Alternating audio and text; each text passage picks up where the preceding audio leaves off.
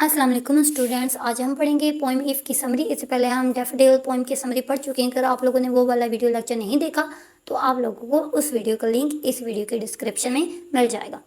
अब हम आते हैं मेन समरी पर। तो समरी, अगर आप लोग ये समरी अच्छे से पढ़ लेंगे तो इंशाल्लाह आप लोगों के 5 मार्क्स तो ज़रूर ही आएंगे, क्योंकि किसी भी चीज़ को आप लोग अच्छे से पढ़ते हैं, मतलब कि अगर वो लिखी हुई ठीक तरह से होती है, इसमें कोटेशन भी ऐड है, बाकी जो बेसिक चीज़ें हैं वो भी इसमें ऐड है।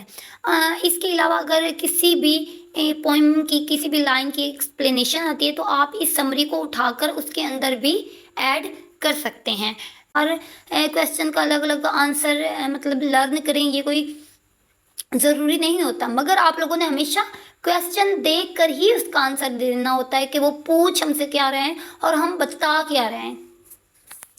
तो जो मतलब बड़ी क्लासेस में पेपर होते हैं वो हमेशा मेन टॉपिक पर ही होते हैं, यानी मेन टॉपिक के बारे में जो क्वेश्चन पूछा जाता है उसका आंसर अगर राइट हो तो उन्हें जो मार्क्स होते हैं वो मिलते हैं, वरना उनके मार्क्स डिडक्ट हो जाते हैं।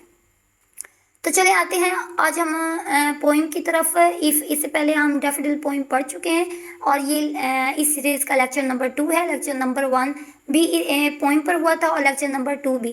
देन हम इनके जो मतलब लेसन है उनके क्वेश्चन आंसर स्टार्ट करेंगे और वो भी हम इजी आंसर देंगे, क्योंकि हमने इंग्लिश को बहुत ज़्यादा टफ बनाकर या टफ वर्डिंग यूज़ करके या टफ लैंग्वेज यूज़ करके नहीं पेश करना होता। हमने ऐसा समरी इसकी समरी पढ़ेंगे। सबसे पहले हम पोएम के बारे में बताएंगे, फिर हम बताएंगे कि इसने राइट की है। देन हम इसकी जो मेन बात हुई है उसके बारे में बात करेंगे और हमने हर एक पैराग्राफ के बाद एक कोटेशन लाजमी ऐड करनी होती है। और इस समरी डैफोडिल में भी हमने 2 कोटेशन ऐड की थी और इसमें भी 2 से 3 कोटेशन हमने ऐड करनी है जो पैराग्राफ के ही रिलेट हो।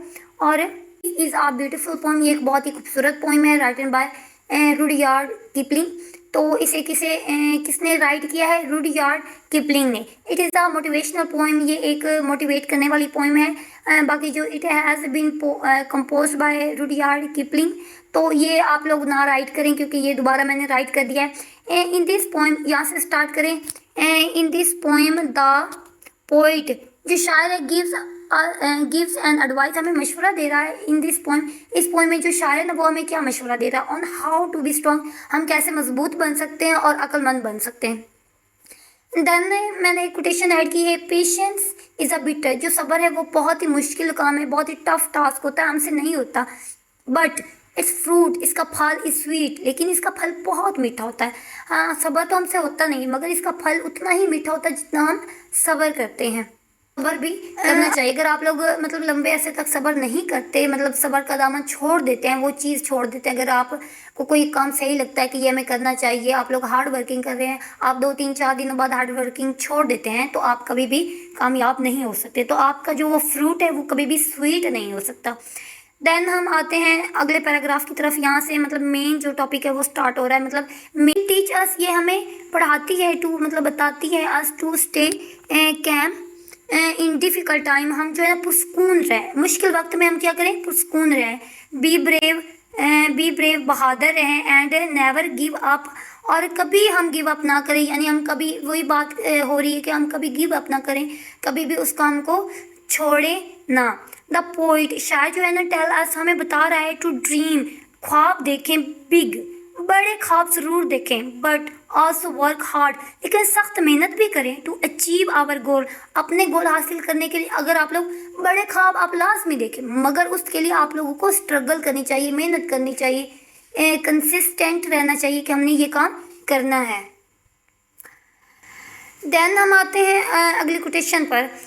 विद लव एंड पेशेंस, मोहब्बत और सब्र से, नथिंग इज़ इम्पॉसिबल, कुछ भी इम्पॉसिबल नहीं, हम सब कुछ कर सकते हैं। यानी हमें सब्र करना चाहिए और लव, अगर हम स्टडी कर रहे हैं, हम हार्ड वर्किंग कर रहे हैं कुछ पाने के लिए, यानी हम डॉक्टर बनना चाहते हैं, इंजीनियर बनना चाहते हैं, वट जो कुछ भी बनना चाहते हैं, हम उसके लिए हार्ड वर्किंग कर रहे हैं, लेकिन हमें उसके साथ मोहब्बत भी करनी चाहिए, दिल से वो काम करना चाहिए, हिम्मत से करना चाहिए। मतलब he encourage us to be kind to other, मतलब ये हमें क्या इनकरेज कर रहा है कि हमें जो है ना दूसरे लोगों के साथ वो मतलब काइंड बिहेवियर से रहना चाहिए हमें, मतलब सुकून से रहना चाहिए। Even if they are not kind, अगर दूसरे हमारे साथ काइंड नहीं भी है, वो मतलब हमारे साथ वो अच्छा सलूक नहीं भी करे, फिर भी हमें पुरसुकून होकर रहना चाहिए। द पोइट टीच पेशेंस, जो पोइट नहीं, जो पोइम है ना, द पोइम टीचर्स पेशेंस, वो हमें क्या बता रही है कि हमें सब्र करना चाहिए, फेयरनेस, बिल्कुल बेखौफ हो जाना चाहिए, एंड डिटर्मिनेशन, और बिल्कुल पुख्ता इरादा कर लेना चाहिए। द पोइट आल्सो एडवाइज, हमें मशवरा दे रहा है नॉट टू गिव अप, दोबारा वही बात, हमें गिव अप नहीं करना चाहिए, हमें मतलब लगे रहना चाहिए, कंसिस्टेंस रहना चाहिए, हमें पेशेंस के साथ लगे रहना चाहिए, और हमें मतलब दूसरे लोगों के साथ भी सही सलूक करना चाहिए, हमें मतलब इस तरह जज्बाती नहीं होना चाहिए, पुरसुकून रहना चाहिए, तभी हम कोई काम अच्छे से कर सकते हैं। चाहे वो स्टडी हो रही हो या कोई भी आप लोगों का वर्क है, तो आप लोगों को उसमें बिल्कुल सब्र करना चाहिए, सुकून से वो काम करना चाहिए। Not to give up when facing failure, अगर हम एक बार फेल हो भी रहे हैं तो हमें फिर भी मेहनत करते रहना चाहिए, गिव अप नहीं करना चाहिए। हो सकता है इस साल नहीं, हो सकता है अभी हमने कोई पेपर दिए हैं, हमने कोई एग्ज़ाम दिए हैं, तो हम उसमें पास नहीं हो रहे, देन नेक्स्ट ईयर हम उसमें पास हो जाएंगे। अगर हमें उसकी इतनी ही टेंशन, हम उससे हासिल करेंगे कि हमने ये मिस्टेक की है, हम उससे अवॉइड करेंगे, नेक्स्ट टाइम हम वो वाली मिस्टेक नहीं करेंगे।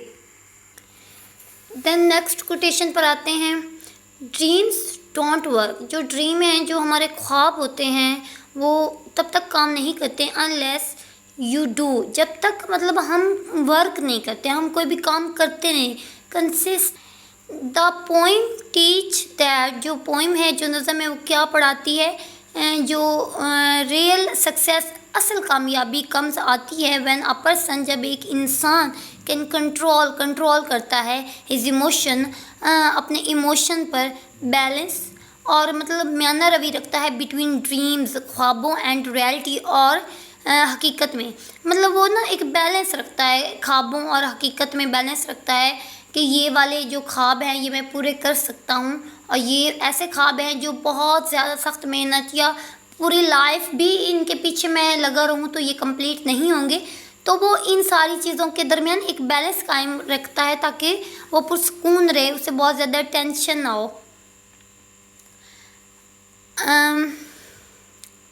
The poem gives us moral lesson, जो पोइम है वो हमें क्या दे रही है, एक मोरल लेसन दे रही है, एक अखलाकी सबक दे रही है, ऑफ पेशेंस, सब्र का, ट्रूथ सच्चाई का, ह्यूमैनिटी इंसानियत का, करेज हौसला मतलब हौसला अफजाई का, कि हमें हौसला रखना चाहिए, एंड सेल्फ कंट्रोल, और खुद पर कंट्रोल का, कि हमने खुद पर जो अपने नफ्स पर जो कंट्रोल है वो हमने कैसे करना है। तो ये एक छोटी सी पोइम थी, और एक जो समरी है वो भी छोटी सी थी, 2 पेज की तकरीबन थी। बाकी ये 3 कोटेशन इसमें ऐड हुई हैं, वो भी काफ़ी इजी और छोटी छोटी हैं, आप लोग ये आसानी से समरी कर सकते हैं। बाकी इसको मज़ीद एक्सप्लेन मैंने कर दिया है, तो आप लोगों को कोई भी ऐसा मुझे नहीं लगता कि कोई डाउट हो जो क्लियर ना हुआ। देन फिर भी अगर आप लोगों को कोई डाउट लगता है तो आप लोग इसके बारे में मज़ीद क्वेश्चनिंग कर सकते हैं।